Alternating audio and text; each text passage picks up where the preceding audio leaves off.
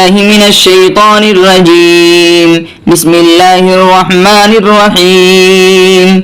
ياسين والقرآن الحكيم إنك لمن المرسلين على صراط مستقيم تنزيل العزيز الرحيم لتنذر قوما ما أنذر آباؤهم فهم غافلون لقد حق القول على أكثرهم فهم لا يؤمنون إنا جعلنا في أعناقهم أغلالا فهي إلى الأذقان فهم مقمحون وجعلنا من بين أيديهم سدا ومن خلفهم سدا فأغشيناهم فهم لا يبصرون وسواء عليهم أأنذرتهم أم لم تنذرهم لا يؤمنون إنما تنذر من اتبع الذكر وخشي الرحمن بالغيب فبشره بمغفرة وأجر كريم. إنا نحن نحيي الموتى ونكتب ما قدموا وآثارهم وكل شيء أحصيناه في إمام مبين. واضرب لهم مثلا أصحاب القرية إذ جاءها المرسلون إذ أرسلنا إليهم اثنين فكذبوهما فعززنا بثالث فقالوا إنا إليكم مرسلون قالوا ما أنتم إلا بشر مثلنا وما أنزل الرحمن من شيء إن أنتم إلا تكذبون قالوا ربنا يعلم إنا إليكم لمرسلون وما علينا إلا البلاغ المبين. قالوا إنا تطيرنا بكم لئن لم تنتهوا لنرجمنكم وليمسنكم منا عذاب أليم. قالوا طائركم معكم إن ذكرتم بل أنتم قوم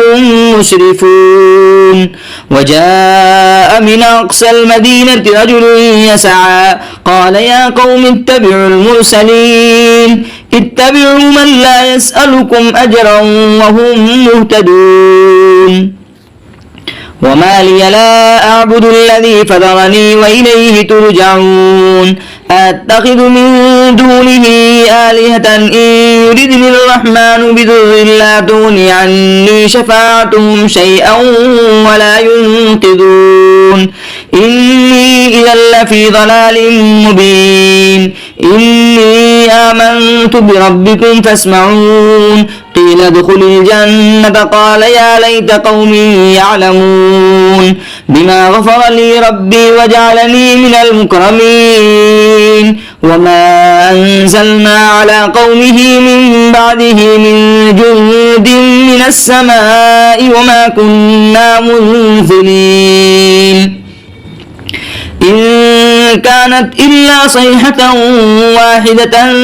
فإذا هم خامدون. يا حسرة على العباد ما يأتيهم من رسول إلا كانوا به يستهزئون. ألم يروا كم أهلكنا قبلهم من القرون أنهم إليهم لا يرجعون. وإن كل لما جميع لدينا محضرون. وآية لهم الأرض الميتة أحييناها وأخرجنا منها حبا فمنه يأكلون. وجعلنا فيها جنات من نخيل وأعناب وفجرنا فيها من العيون ليأكلوا من ثمره وما عملته أيديهم أفلا يشكرون. سبحان الذي خلق الأزواج كلها مما تنبت الأرض ومن أنفسهم ومما لا يعلمون. وآية لهم الليل نسلخ منه النهار فإذا هم مظلمون. والشمس تجري لمستقر لها ذلك تقدير العزيز العليم. والقمر قدرناه منازل حتى عاد كالعرجون القديم. لا الشمس ينبغي لها أن تدرك القمر ولا الليل سابق النهار وكل في فلك يسبحون. وآية لهم أنا حملنا ذريتهم في الفلك المسحون وخلقنا لهم من مثله ما يركبون وإن نشأ نغرقهم فلا صريخ لهم ولا هم ينقذون إلا رحمة منا ومتاعا إلى حين. وإذا قيل لهم اتقوا ما بين أيديكم وما خلفكم لعلكم ترحمون وما تأتيهم من آية من آيات ربهم إلا كانوا عنها معرضين. وإذا قيل لهم أنفقوا مما رزقكم الله قال الذين كفروا للذين آمنوا أنطعم من لو يشاء الله أطعمه إن أنتم إلا في ضلال مبين. ويقولون متى هذا الوعد إن كنتم صادقين ما ينظرون إلا صيحة واحدة تأخذهم وهم يخصمون فلا يستطيعون توصية ولا إلى أهلهم يرجعون. ونفخ في السور فإذا هم من الأجداث إلى ربهم ينسلون قالوا يا ويلنا من بعثنا من مرقدنا هذا ما وعد الرحمن وصدق المرسلون إن كانت إلا صيحة واحدة فإذا هم جميع لدينا محضرون. فاليوم لا تظلم نفس شيئا ولا تجزون إلا ما كنتم تعملون. إن أصحاب الجنة اليوم في شغل فاكهون هم وأزواجهم في ظلال على الأرائك متكئون لهم فيها فاكهة ولهم ما يدعون سلام قولا من رب رحيم. وامتازوا اليوم أيها المجرمون ألم عاهد إليكم يا بني آدم ألا تعبدوا الشيطان إنه لكم عدو مبين وأن اعبدوني هذا صراط مستقيم. ولقد أضل منكم جبلا كثيرا فلم تكونوا تعقلون هذه جهنم التي كنتم توعدون اصلوها اليوم بما كنتم تكفرون. اليوم نختم على أفواههم وتكلمنا أيديهم وتشهد أرجلهم بما كانوا يكسبون. ولو نشاء لطمسنا على أعينهم فاستبقوا الصراط فأنى يبصرون. ولو نشاء لمسخناهم على مكانتهم فما استطاعوا مضيا ولا يرجعون. ومن نعمره ننكسه في الخلق أفلا يعقلون. وما علمناه الشعر وما ينبغي له إن هو إلا ذكر وقرآن مبين لينذر من كان حيا ويحق القول على الكافرين. أولم يروا أنا خلقنا لهم مما عملت أيدينا أنعاما فهم لها مالكون وظللناها لهم فمنها ركوبهم ومنها يأكلون ولهم فيها منافع ومشارب أفلا يشكرون. واتخذوا من دون الله آلهة لعلهم ينصرون لا يستطيعون نصرهم وهم لهم جند محضرون. فلا يحزنك قولهم إنا نعلم ما يسرون وما يعلنون. أولم ير الإنسان أنا خلقناه من نطفة فإذا هو خصيم مبين. وضرب لنا مثلا ونسي خلقه قال من يحيي العظام وهي رميم قل يحييها الذي أنشاها أول مرة وهو بكل خلق عليم. الذي جعل لكم من الشجر الأخضر نارا فإذا أنتم منه توقدون. أوليس الذي خلق السماوات والأرض بقادر على أن يخلق مثلهم بلى وهو الخلاق العليم. إنما أمره إذا أراد شيئا أن يقول له كن فيكون. فسبحان الذي بيده ملكوت كل شيء وإليه ترجعون. صدق الله العظيم. بسم الله الرحمن الرحيم. الرحمن علم القرآن خلق الإنسان علمه البيان الشمس والقمر بحسبان والنجم والشجر يسجدان والسماء رفعها ووضع الميزان ألا تطغوا في الميزان وأقيموا الوزن بالقسط ولا تخسروا الميزان والأرض وضعها للأنام فيها فاكهة والنخل ذات الأكمام والحب ذو العصف والريحان فبأي آلاء ربكما تكذبان خلق الإنسان من صلصال كالفخار وخلق الجان من مارج من نار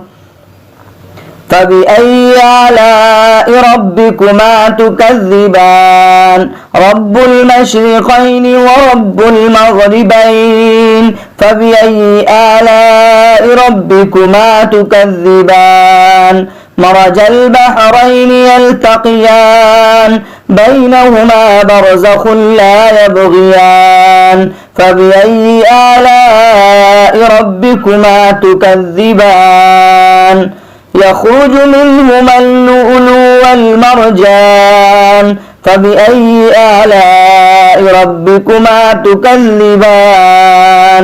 وله الجوار المنشآت في البحر كالأعلام فبأي آلاء ربكما تكذبان كل من عليها فان ويبقى وجه ربك ذو الجلال والإكرام فبأي آلاء ربكما تكذبان يسأله من في السماوات والأرض كل يوم هو في شان فبأي آلاء ربكما تكذبان سنفرغ لكم أيها الثقلان فبأي آلاء ربكما تكذبان يا معشر الجن والإنس إن استطعتم أن تنفذوا من أقطار السماوات والأرض فانفذوا لا تنفذون إلا بسلطان فبأي آلاء ربكما تكذبان يرسل عليكما شواظ من نار ونحاس فلا تنتصران فبأي آلاء ربكما تكذبان فإذا انشقت السماء فكانت وردة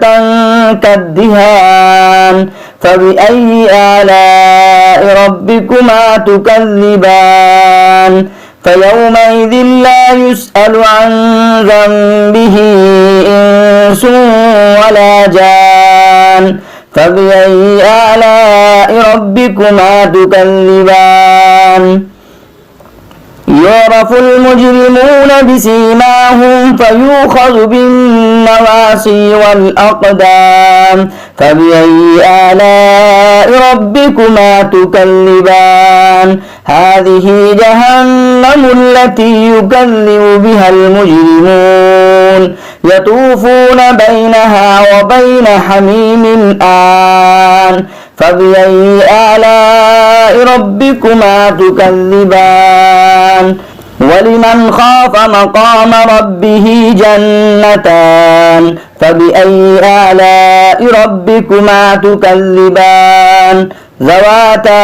أفنان فبأي آلاء ربكما تكذبان فيهما عينان تجريان فبأي آلاء ربكما تكذبان فيهما من كل فاكهة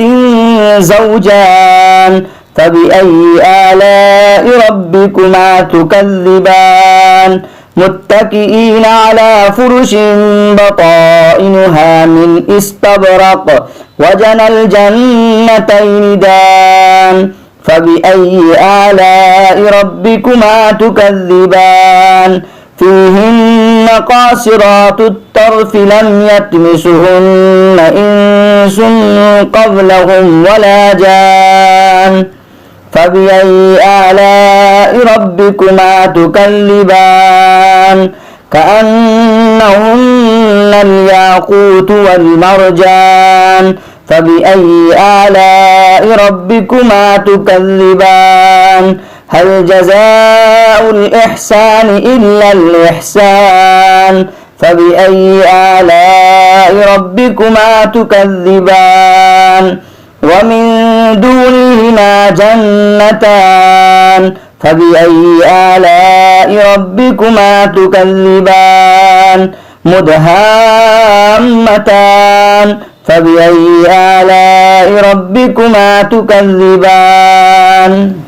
فيهما عينان نضاختان فبأي آلاء ربكما تكذبان فيهما فاكهة ونخل ورمان فبأي آلاء ربكما تكذبان فيهن خيرات حسان فبأي آلاء ربكما تكذبان حور مقصورات في الخيام فبأي آلاء ربكما تكذبان لم يطمسهن إنس قبلهم ولا جان فبأي آلاء ربكما تكذبان متكئين على رفرف خضر وأبقري حسان فبأي آلاء ربكما تكذبان تبارك اسم ربك ذي الجلال والإكرام صدق الله العظيم بسم الله الرحمن الرحيم تبارك الذي بيده الملك وهو على كل شيء قدير الذي خلق الموت والحياة ليبلوكم أيكم أحسن عملا وهو العزيز الغفور الذي خلق 7 سماوات طباقا ما ترى في خلق الرحمن من تفاوت فارجع البصر هل ترى من فطور ثم ارجع البصر كرتين ينقلب إليك البصر خاشعا وهو حسير ولقد زينا السماء الدنيا بمصابيح وجعلناها رجوما للشياطين وأعتدنا لهم عذاب السعير وللذين كفروا بربهم عذاب جهنم وبئس المصير إذا ألقوا فيها سمعوا لها شهيقا وهي تفور تكاد تميز من الغيظ كلما ألقي فيها فوج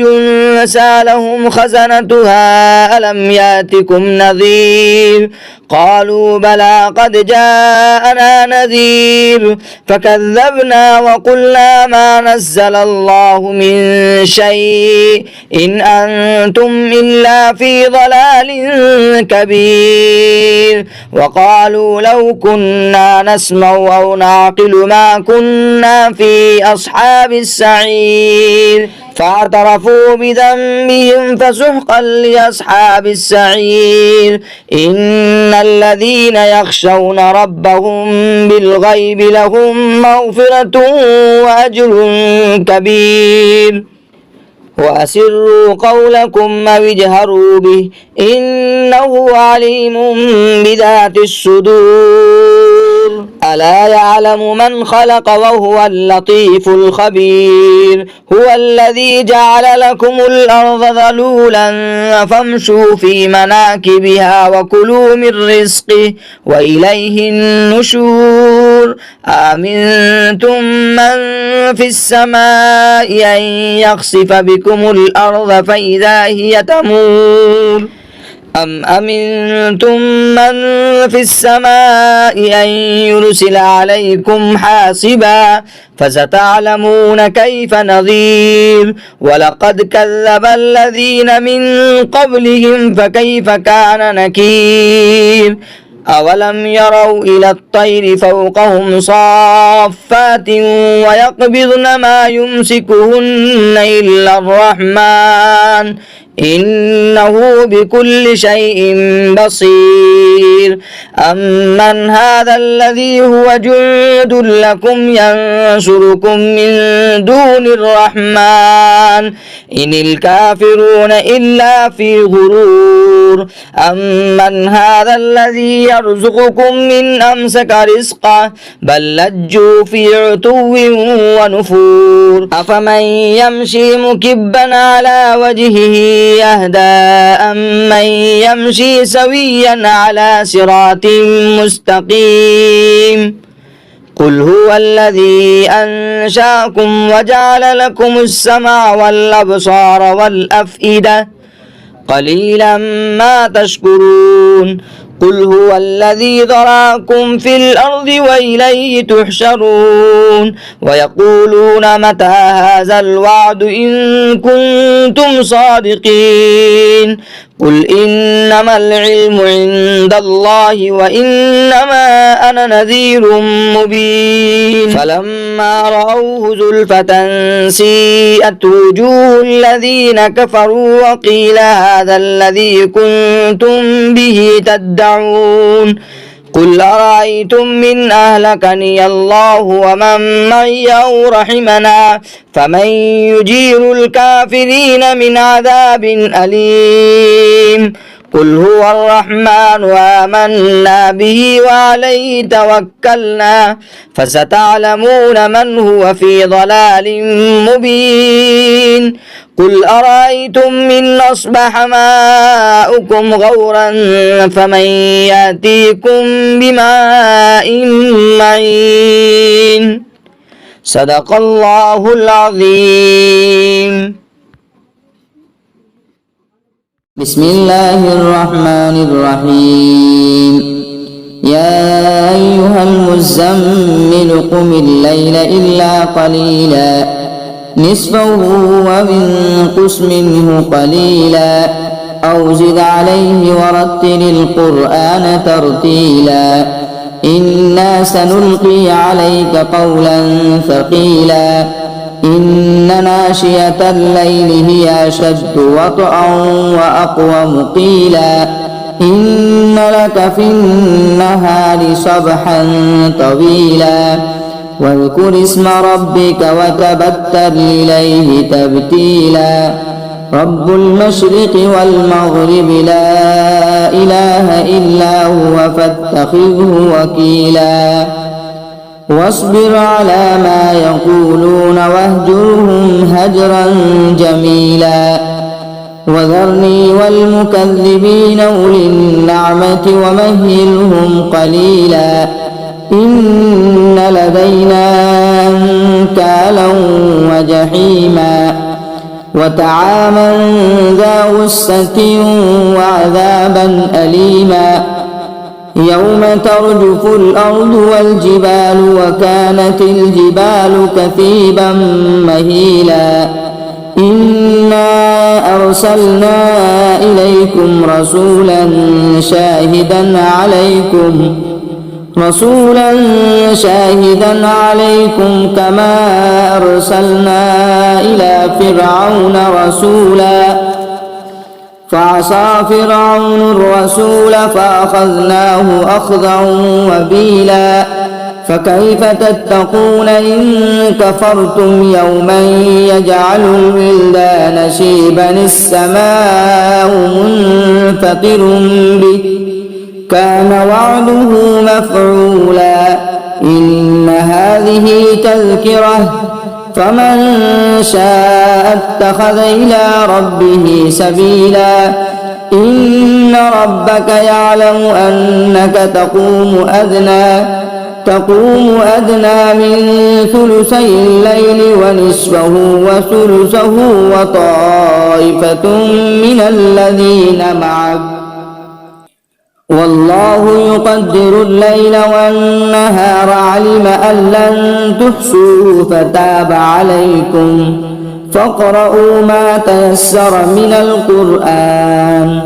علم أن سيكون منكم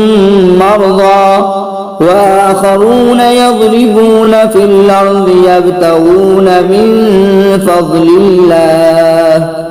وآخرون يقاتلون في سبيل الله فاقرؤوا ما تيسر منه وأقيموا الصلاة وآتوا الزكاة وأقرضوا الله قرضا حسنا وما تقدموا لأنفسكم من خير تجدوه عند الله هو خيرا وأعظم أجرا واستغفروا الله إن الله غفور رحيم صدق الله العظيم. بسم الله الرحمن الرحيم. إذا وقعت الواقعة ليس لوقعتها كاذبة خافضة رافعة إذا رجت الأرض رجا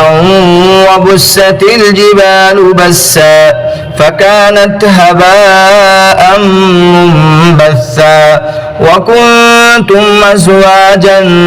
ثلاثة فأصحاب الميمنة ما أصحاب الميمنة وأصحاب المشأمة ما أصحاب المشأمة والسابقون السابقون أولئك المقربون في جنات النعيم ثلة من الأولين وقليل من الآخرين على سرر موضونة متكئين عليها متقابلين يطوف عليهم ولدان مخلدون بأكواب وأباريق وكأس من معين لا يصدعون عنها ولا ينزفون وفاكهة مما يتخيرون ولحم طير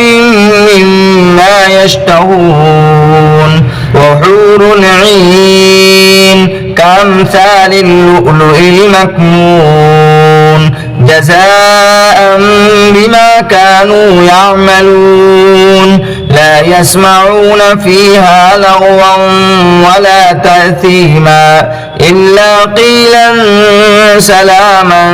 سلاما وأصحاب اليمين ما أصحاب اليمين في سدر مخضود وطلح منضود وظل ممدود وماء مسكوب وفاكهة كثيرة لا مقطوعة ولا ممنوعة وفرش مرفوعة إنا أنشأناهن إنشاء فجعلناهن أبكارا عربا أترابا لأصحاب اليمين ثلة من الأولين وثلة من الآخرين وأصحاب الشمال ما أصحاب الشمال في سموم وحميم وظل من يحموم لا بارد ولا كريم إنهم كانوا قبل ذلك مترفين وكانوا يصرون على الحنث العظيم وكانوا يقولون إذا متنا وكنا ترابا وعظاما أئنا لمبعوثون أو آباؤنا الأولون قل إن الأولين والآخرين لمجموعون إلى ميقات يوم معلوم ثم إنكم أيها الضالون المكذبون لآكلون من شجر من زقوم فمالئون منها البطون فشاربون عليه من الحميم فشاربون شرب الهيم هذا نزلهم يوم الدين نحن خلقناكم فلولا تصدقون أفرأيتم ما تمنون أنتم تخلقونه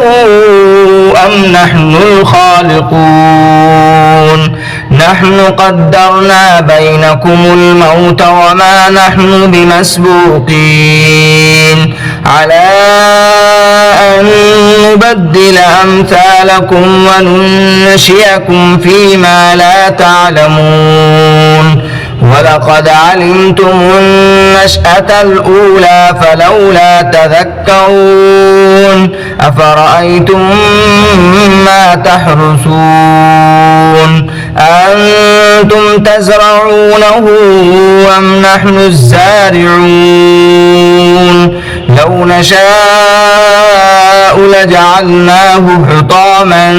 فظلتم تفكهون إنا لمغرمون بل نحن محرومون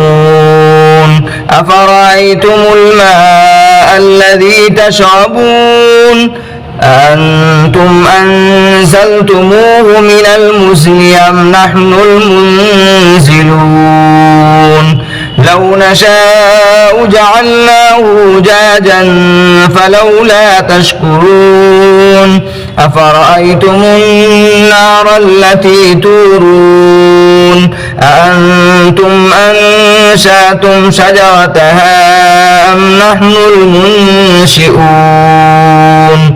نحن جعلناها تذكرة ومتاعا للمقوين فسبح باسم ربك العظيم فلا أقسم بمواقع النجوم وإنه لقسم لو تعلمون عظيم إنه لقرآن كريم في كتاب مكنون لا يمسه إلا المطهرون تنزيل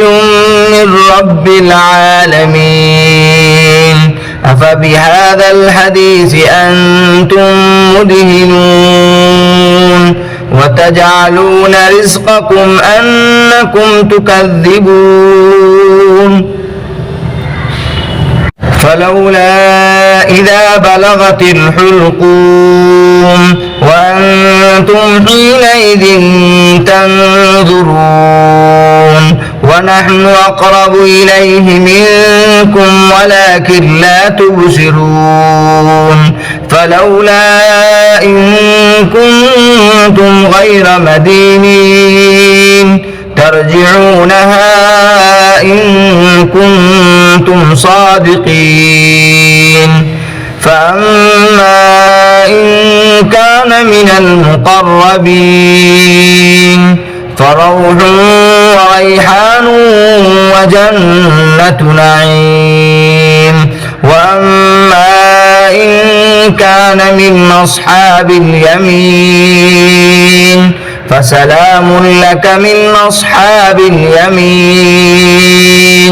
وأما إن كان من المكذبين الضالين فنزل من حميم وتصلية جحيم إن هذا لهو حق اليقين فسبح باسم ربك العظيم صدق الله العظيم بسم الله الرحمن الرحيم لم يكن الذين كفروا من أهل الكتاب والمشركين منفكين حتى تأتيهم البينة رسول من الله يتلو صحفا مطهرة فيها كتب قيمة وما تفرق الذين أوتوا الكتاب إلا من بعد ما جاءتهم البينة وما أمروا إلا ليعبدوا الله مخلصين له الدين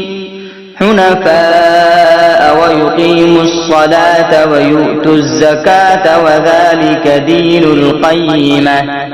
إن الذين كفروا من أهل الكتاب والمشركين في نار جهنم خالدين فيها أولئك هم شر البرية إن الذين آمنوا وعملوا الصالحات أولئك هم خير البرية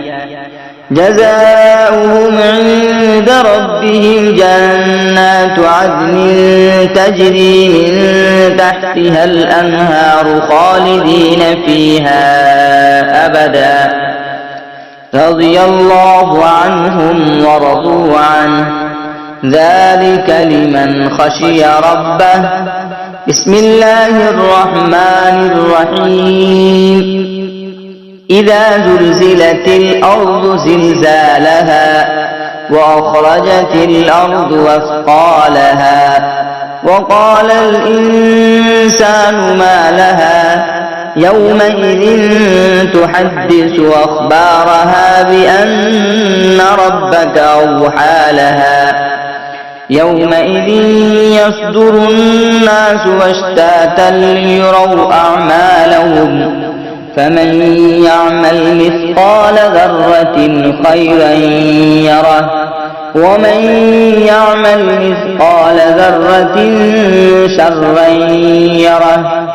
بسم الله الرحمن الرحيم والعاديات ضبحا فالموريات قدحا فالمغيرات سبحا فأثرن به نقعا فوسطن به جمعا إن الإنسان لربه لكنود وإنه على ذلك لشهيد وإنه لحب الخير لشديد أفلا يعلم إذا بعثر ما في القبور وحصل ما في الصدور إن ربهم بهم يومئذ لخبير بسم الله الرحمن الرحيم القارعة ما القارعة وما أدراك ما القارعة يوم يكون الناس كالفراش المبثوث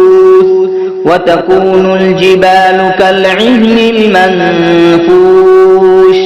فأما من ثقلت موازينه فهو في عيشة راضية وأما من خفت موازينه فأمه هاوية وما أدراك ما هي نار حامية بسم الله الرحمن الرحيم ألهاكم التكاثر حتى زرتم المقابر كلا سوف تعلمون ثم كلا سوف تعلمون كلا لو تعلمون علم اليقين لترون الجحيم ثم لترونها عين اليقين ثم لتسألن يومئذ عن النعيم